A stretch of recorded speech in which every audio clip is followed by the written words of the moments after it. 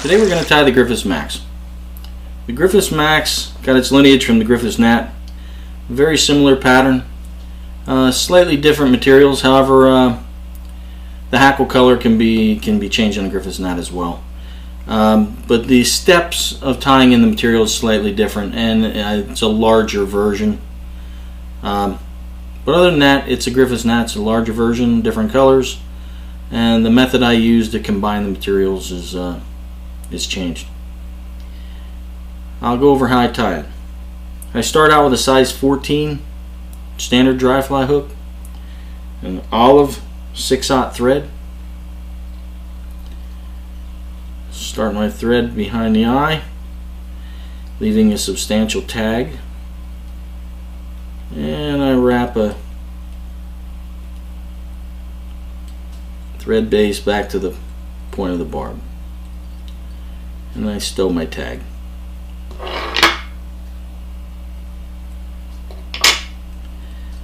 Next, I bring my thread back up to the front, and we're going to tie in a strand of peacock curl. I clip the tip to get away from the fragile portion of the peacock curl, and we bind that back all the way back to the point of the barb as well.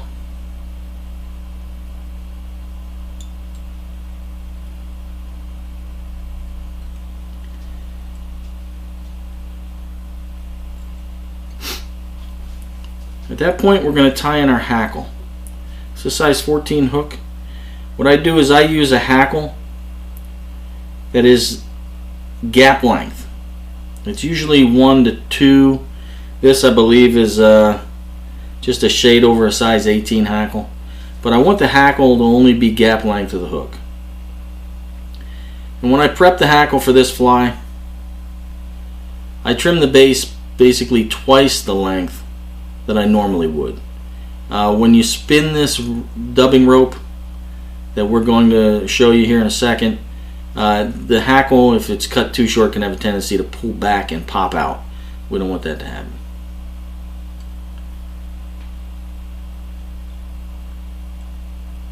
And we tie that in at the point of the barb as well, and then just wrap a solid thread base forward to point about 1 eye length behind the eye. At this point, before I start anything, it's not hard, but I give a little bit of a kink to the hackle. I want my hackle perpendicular to the shank of the hook when I start. I'm going to sweep all those fibers forward.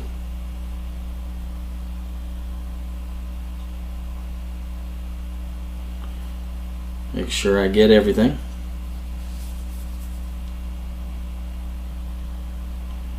And then we're going to spin it. You can use a dubbing tool to spin this. I spin it with a shepherd's hook, spin it by hand. As long as you get steady pressure and you spin it evenly. And what you're going to do is you're going to spin the rope until you start to see the hackle towards the shank of the hook start to splay out. You'll see here. See how it's starting to splay out? As soon as you see that, you can start wrapping forward. I want to get a little bit further up the dubbing loop. Right about there. You see how I'm getting the even spin. And at that point, you're going to palmer your dubbing loop forward, one in front of the other. Don't overwrap it. Steady pressure. And what you're going to see is that hackle is going to stand up basically like a dry fly. It's going to stand up on its own. As long as, and it'll stay consistent as long as you keep the consistent tension and spin on your dubbing loop. One in front of the other.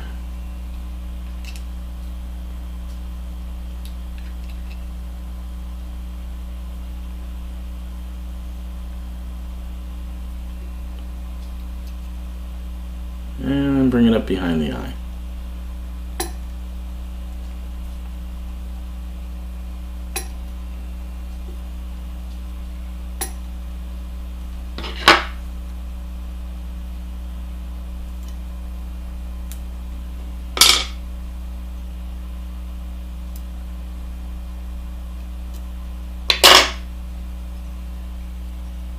And wrap it down. Build your head. A couple fibers trapped there, but that's no big deal. This isn't necessarily a pretty fly, so I don't sweat the small stuff on it. I tie a lot of these. I go through a lot of them in the season. I'm going to whip finish.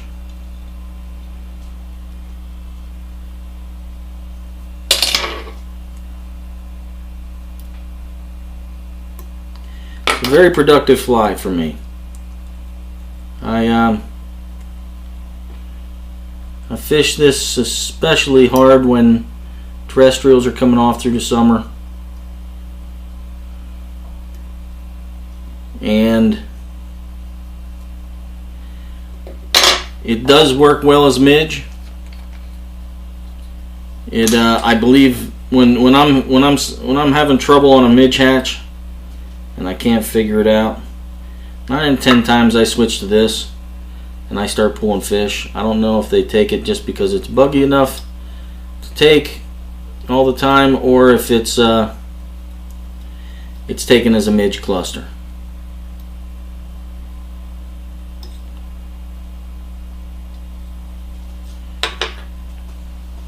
But there it is, the Griffiths Max, slightly larger version of the Griffiths Gnat, tied in a little bit different manner. Individual materials are all bound and tied together. It stands up on the hackle on its own, fishes very well terrestrial and throughout the year. I hope it's a good addition to your box, as it has been to mine. Thank you. See you on the water.